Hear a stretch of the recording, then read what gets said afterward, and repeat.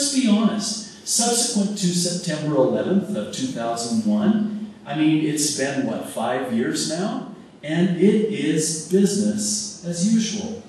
Now, in the days of Noah, according to Genesis 6:2, there was demonic and very sexually aberrant behavior, and it was the norm of that day. It would be safe to say that in the days of Noah, they called evil good, and they called good evil. Well, in the year 2006, homosexual marriage and sexual aberrance are fast becoming the norm in our day. They're calling evil good, and they're calling good evil. In Noah's day, it says in Genesis 6:5 that man's wickedness had become so vast, and that the inclination of the thoughts of the heart of man was only always evil continually. In other words, they would use their imagination to manufacture the most horrific and unthinkable evil known to man. And much like it is today, man's wickedness is on a global scale so vast is the evil of this generation. I mean, you don't have to be a rocket scientist to figure it out. Just pick up the newspaper and you see the evil that is ever so prevalent and ever so present in our day today. And it's just exactly as Jesus said it would be. As in the days of Noah, so too will it be in the days in the coming of the Son of Man. Noah preached while he prepared the ark, and people were warned, but no one would listen. Jesus is being preached while a place is being prepared, and people are being warned. But really, are they listening? I don't think they are. I think people are too concerned about Brad Pitt and his wife and his baby. You know, it's interesting, and I was shocked, you know, when this thing in the Middle East started. And I was, you know, I don't have Fox News, and we do get the newspaper, but, you know, I was just astonished. I don't know if it's just Hawaii or what, but on the front page of the paper, you know, was a picture of Michelle Wee. She had heat stroke. You know, if you're a Michelle Wee fan, I don't fault you for that. I just, you know, we're more concerned about Michelle Wee, you know, than we are about what's taking place in the Middle East. Shame on us. Shame on us. They knew nothing about what was going to happen until it was too late. They just went on with their daily lives, and then the flood came. People know nothing about what's going to happen.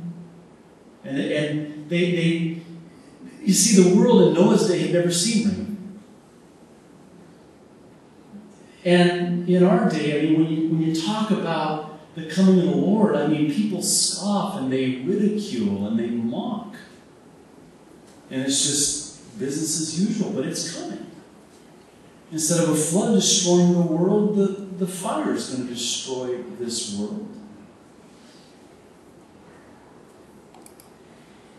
In the days of Noah, right before the destruction of the flood, there was a man by the name of Enoch. It says in Genesis 5:24 that Enoch walked with the Lord and then was no more. He was raptured. He was caught up.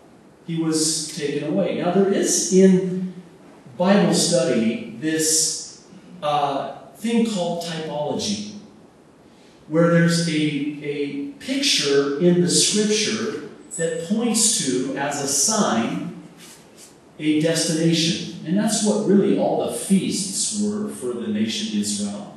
They all pointed to the person of Jesus Christ and his first and second coming. And even the rapture is in typology with the Feast of Trumpets. And if you look at it, maybe we will, Lord willing, look at these feasts of Israel and how they tell a prophetic picture, and how the rapture is, you know, before the tribulation. Well, Enoch is a picture of the church.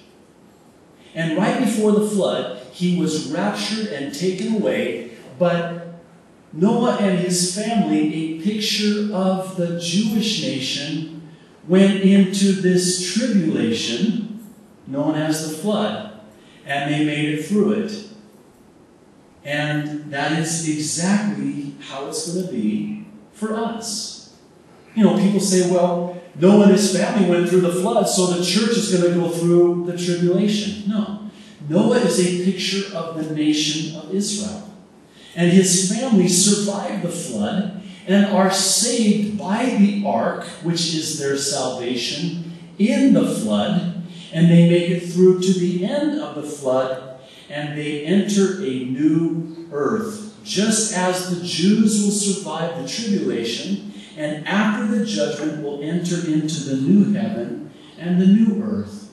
Do you know that all through the scriptures, and it's not just Enoch and Noah, that all through the scriptures you have pictures of the rapture of the church? Here's another one, just to sort of whet your appetite for those of you who are interested in typology in the scriptures. How about Shadrach, Meshach, and Abednego?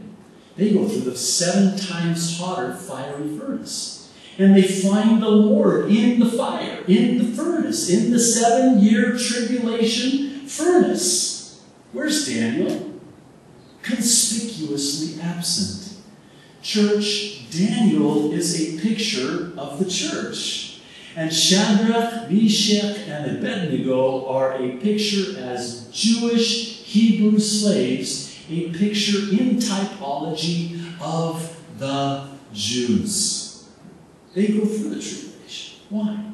Because the purpose of the tribulation for the sun came. See, the church will not go through the 7-year tribulation. And that's what Jesus is saying here. He's saying that the condition on planet Earth will be like it was in the days of Noah.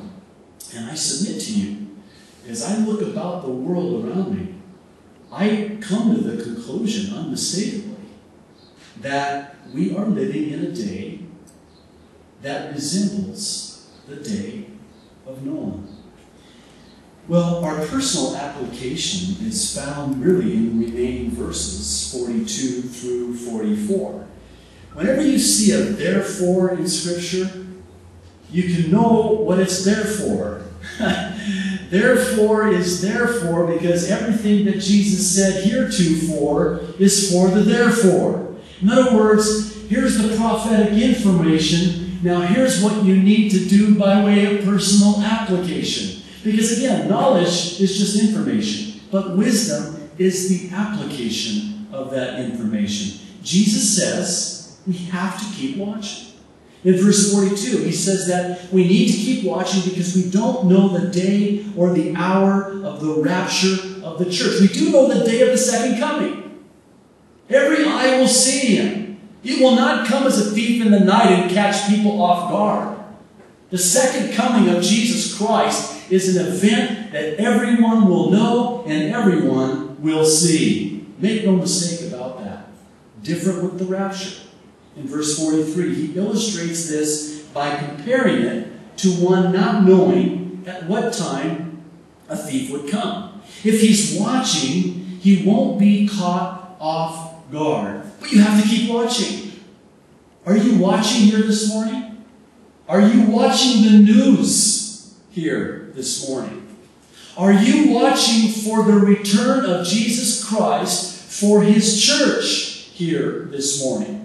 If you are not, then Jesus says you will be caught off guard and it will surprise you as a thief in the night. And so he says in verse 44, so too must we always be ready, because Jesus will come to rapture his bride, his church, at an hour that we would not expect him to do it. Now, when I say to you what Jesus is saying to us, I'm going to come, he says, at an hour that you do not expect. How many of us, if the truth be known, could honestly say that we really expect Jesus to come and rapture us at this hour?